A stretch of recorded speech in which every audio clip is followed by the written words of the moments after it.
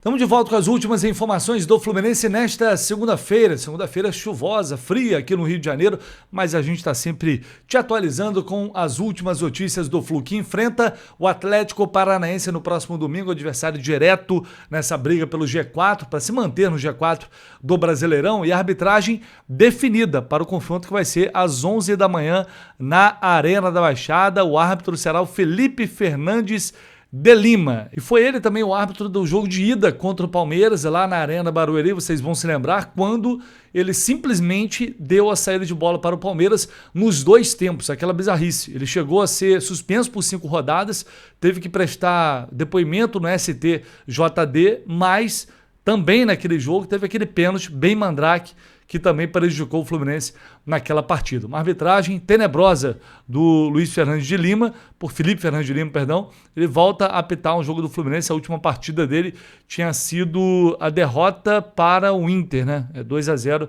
para o Inter, foi o último jogo que ele apitou do Fluminense. Portanto, ele protagonizou aquela coisa que... Eu acho que chega uma hora que a gente acha que eles não têm capacidade para ir além, eles conseguem.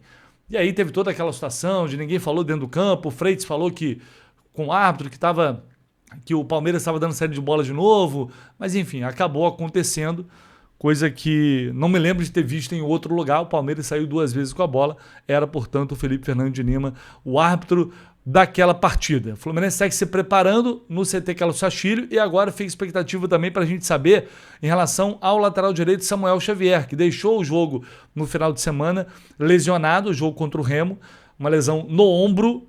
A informação que eu tinha é que ele ia passar por exames hoje.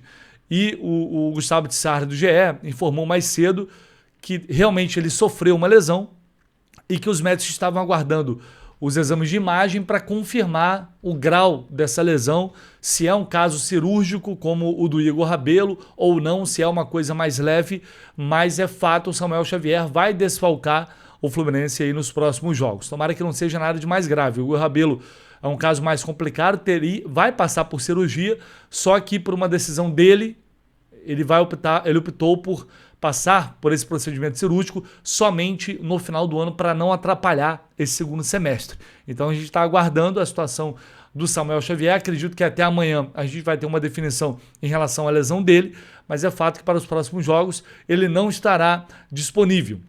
E aí, eis que surge oportunidade para o Fidelis, só assim mesmo, não tem muito o que fazer. 2 laterais.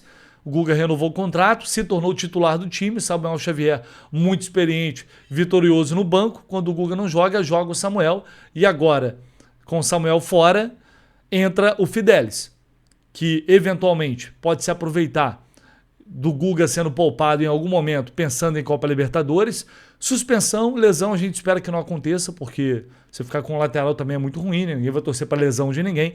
Mas é uma possibilidade agora bem mais factível da gente ver o Fidelis em campo por mais jogos. A depender também de quanto tempo o Samuel Xavier vai ficar fora. A gente viu Riquelme entrando no segundo tempo e dando uma assistência sob o comando do Marcão. E agora o Fidelis também pode vislumbrar mais oportunidades com essa situação do Samuel.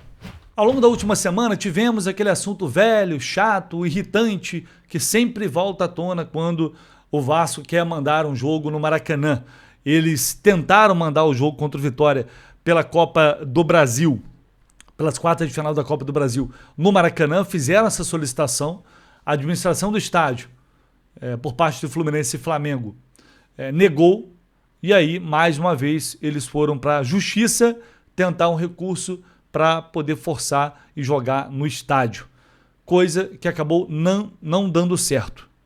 O Vasco tentou, mesmo através de estratégias jurídicas, alegando que o Maracanã é um equipamento público, que tem o direito de jogar lá, mas a dupla Fla-Flu alegou que o jogo cai justamente numa janela de manutenção total do gramado. Então não teria tempo suficiente para o Vasco jogar, recuperar o gramado, que a gente sabe não está em boas condições. Muito pelo contrário, muitas reclamações, inclusive, de jogadores em relação ao gramado do Maracanã, que sempre foi um problema e acho que me parece impossível resolvê-lo, porque todo ano praticamente é a mesma coisa. Então a dupla Fla-Flu negou, Vasco foi na Justiça, deu com a cara na parede, não deu certo e agora eles já confirmaram que o jogo vai ser em São Januário. É claro que o Maracanã é um equipamento público, hoje é administrado por Flamengo e Fluminense, e justamente por isso a administração do estádio ela tem o direito de veto, ela tem o direito de dizer se é possível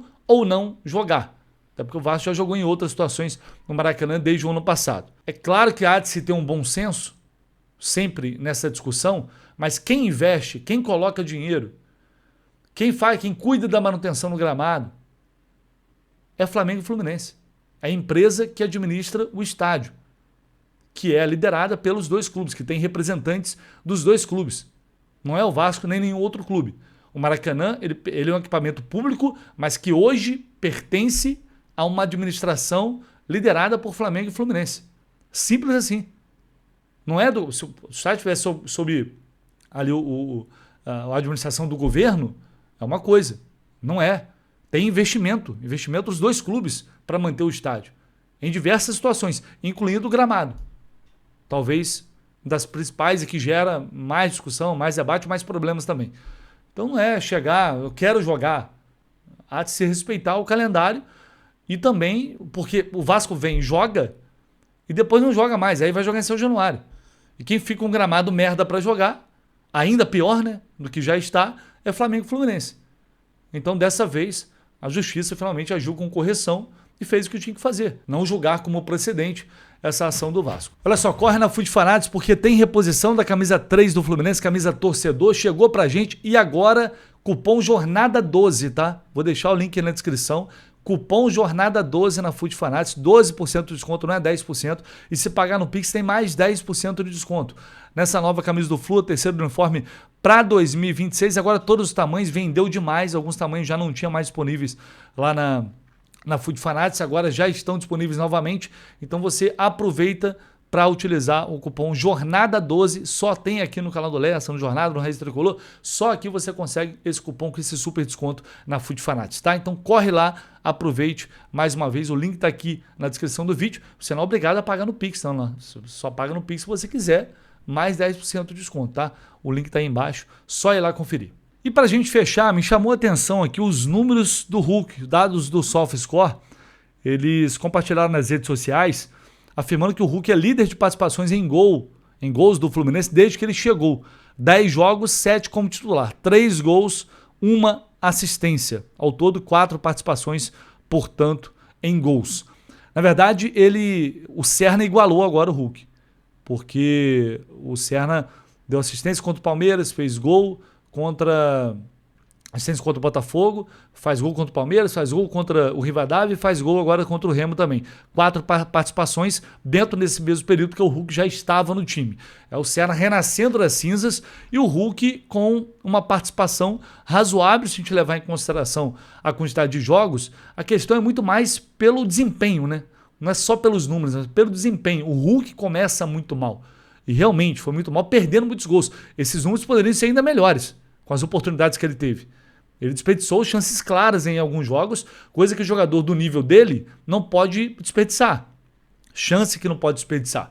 E acho que por isso fica uma impressão de que o Hulk até agora é uma tragédia, que tá muito mal, não está conseguindo jogar nem perto daquilo que ele pode.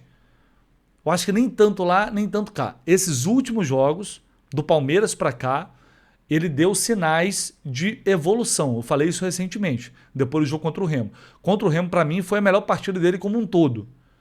Contra o Independiente de Rivadavia na Argentina, por exemplo, não achei que ele foi bem. Não acho que fez um bom jogo. Mas ele está dando alguns sinais. E está conseguindo fazer ali seus gols, participando, que é o que a gente espera de um jogador nessa função. Participação em gols. O Hulk não chegou para ser mais um. Então eu acho que muito da visão sobre ele também tem essa questão de chegar como estrela, né? O salário alto, mas eu acho que pesa mais o fato dele ter começado mal, de ter feito jogos realmente muito ruins e ter perdido esses gols, essas oportunidades claras que acabam ficando marcadas, principalmente no momento que o Fluminense vinha muito mal, vinha se arrastando ali com o Zubeldia. E claro, isso também tem impacto no desempenho individual do cara.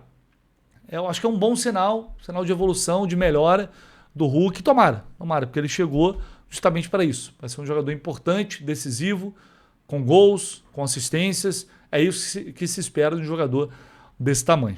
Vamos ver como que ele vai se sair agora na Arena da Baixada, aliás, como o Fluminense vai se sair nesse jogo, nesse confronto direto, que sem dúvida alguma vai pegar fogo lá na Arena. A gente vai deixando você sempre atualizado aqui no canal do Leste, então você pode deixar aqui seu like, se inscrevendo no canal. Se você ainda não está inscrito, verifique aí, por favor, e deixe seu comentário, claro, é sempre muito bem-vindo. Tamo junto, valeu, abraço.